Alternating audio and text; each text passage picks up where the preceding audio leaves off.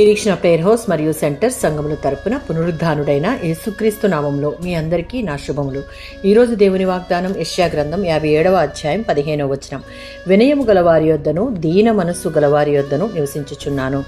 సర్వాతీతుడైన సర్వోన్నతుడైన దేవుడు మానవులలో అతి వినయవంతులను ప్రేమిస్తున్నాడు. ఆయన అత్యున్నత పరలోకంలో ఉన్నాడు. అతిగా అణిగిపోయిన హృదయంలోనూ ఉన్నాడు.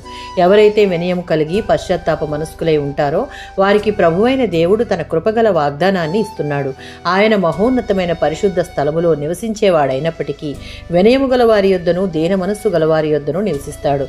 నలిగిన వారికి అనే మాట పాపదాస్యంలో అణగద్రొక్కబడుతూ దాని నుండి విముక్తి పొందాలని నిర్ణయించుకున్న వారిని సూచిస్తుంది.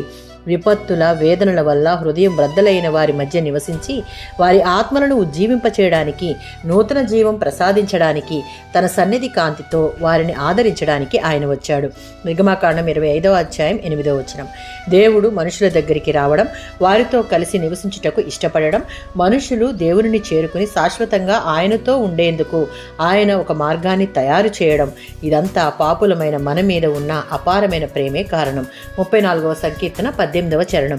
మనుషులలో ఈ స్థితి దేవునికి అత్యంత ప్రియం.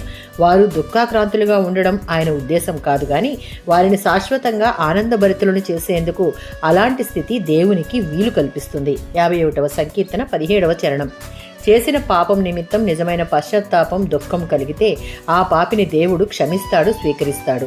విశ్వాసులంగా మనం దేవుని దృష్టికి ఇష్టలంగా మార్చబడి ఆయన మన యొద్ద నివాసం చేయాలి అంటే వినయ మనస్కులుగా ఉండి విరిగి నలిగిన హృదయము దేవునికి బలిగా అర్పించే వారంగా ఉండాలి. ఆమేన్.